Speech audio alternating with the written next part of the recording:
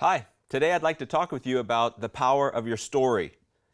I grew up wondering about my own life and my own story, and did it matter? Did the life that I was living, did it really affect anyone? Did it impact anyone? And maybe you have questions like that yourself.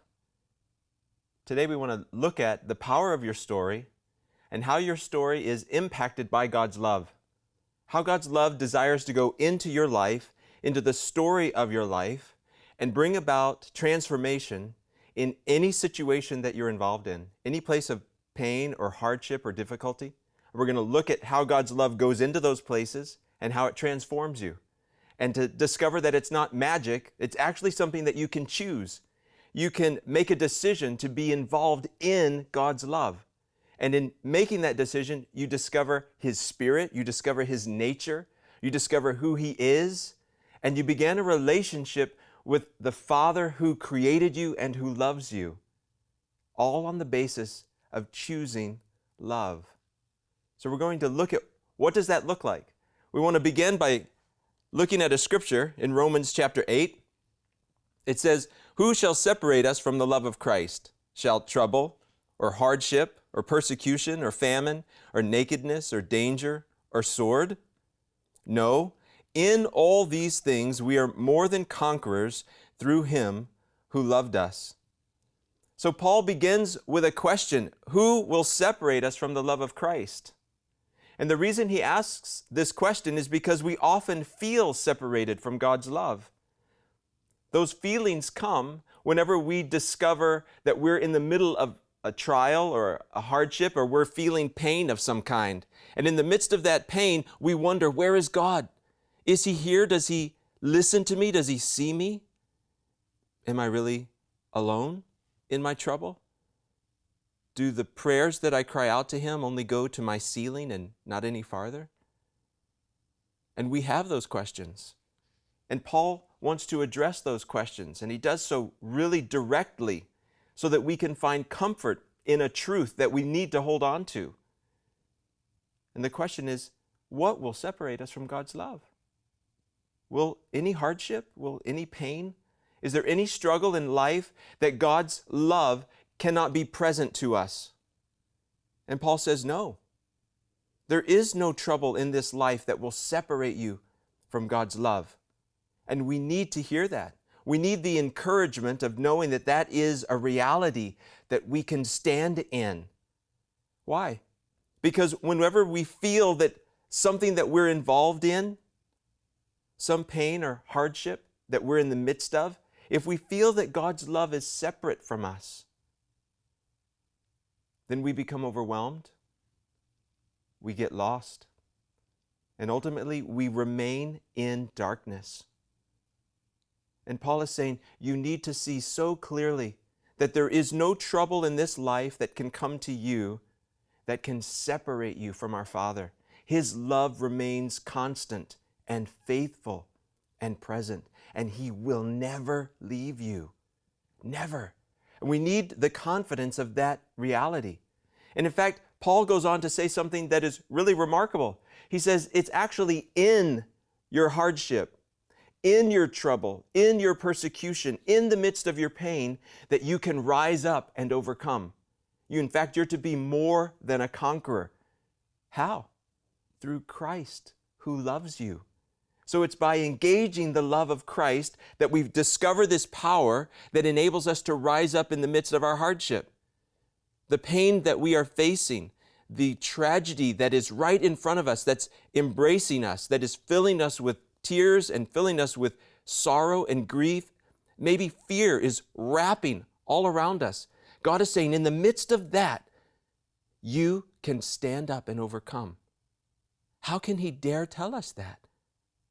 Because He knows the power of His love being poured out into us and what it will accomplish if we will receive it and dare to stand up in it.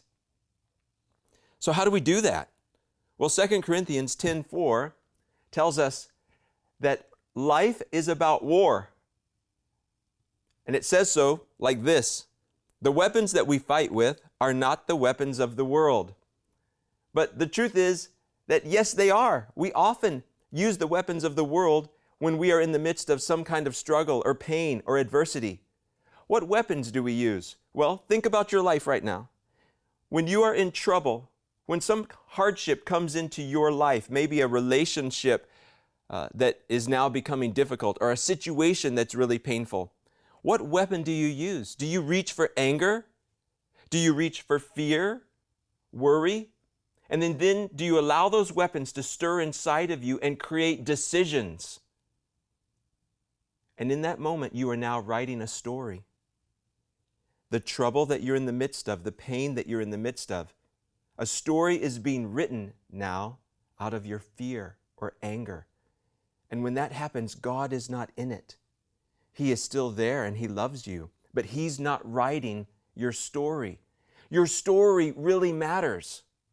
How you write what is going on inside your life, it matters.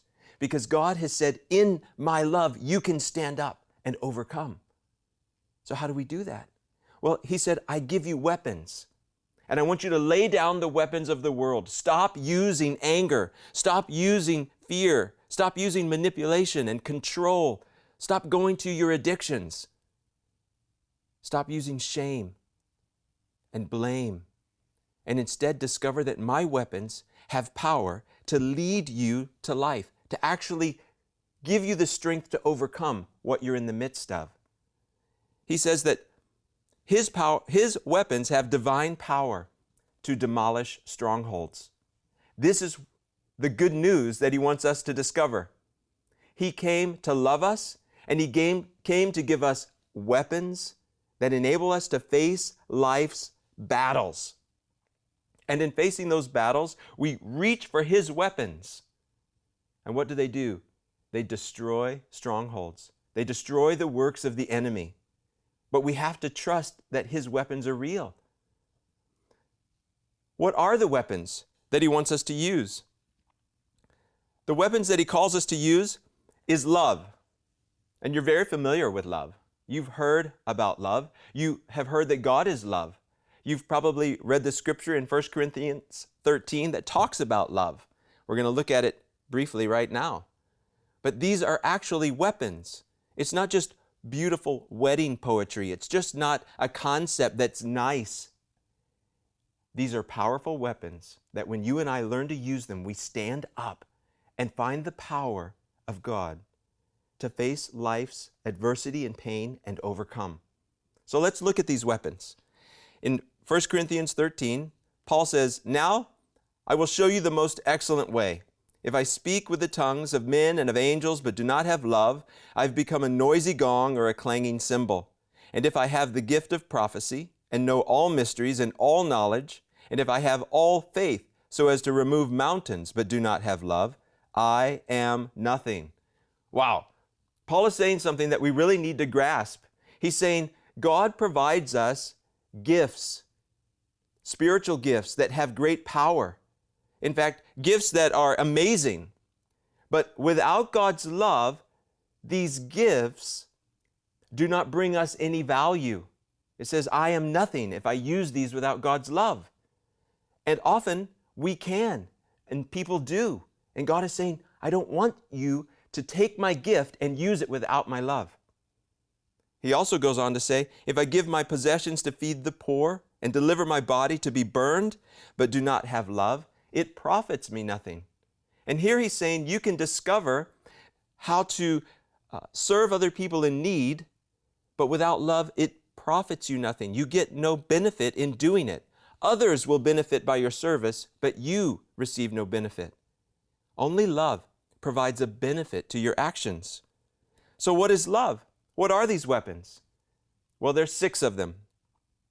Love is patient. Love is kind. Love bears all things, believes all things, hopes all things, endures all things. Love never fails. These are the 6 weapons that we're going to look at.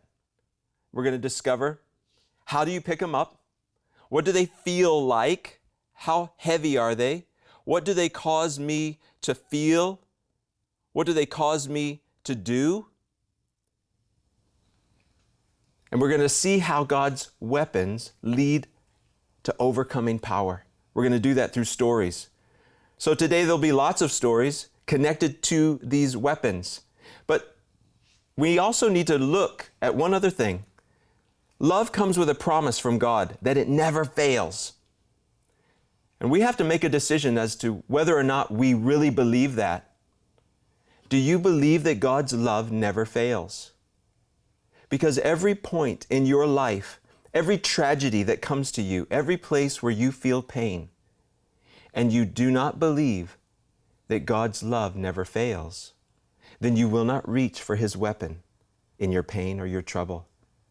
And instead you will be left to your own weapons. And you will again reach down into the carnal weapons of your flesh and pull out your anger. You'll pull out fear. You'll pull out manipulation and control, addictions. And you will write a story that the whole world is writing. The world knows these stories. They're familiar with them. And God has called you and I to be a light. The light that He wants us to present and to shine out to the world is that light that says, in my tragedy and pain, I trust my Father's love. I reach for it. And I know that when I grab a hold of it and use it, then I began writing His story in the midst of my pain and trouble. And when I do that, now I shine. God's presence can be seen in me. This is the journey that God has called you and I to. This is the message that we're going to look at today called Love Works. So glad that you're on the journey with us.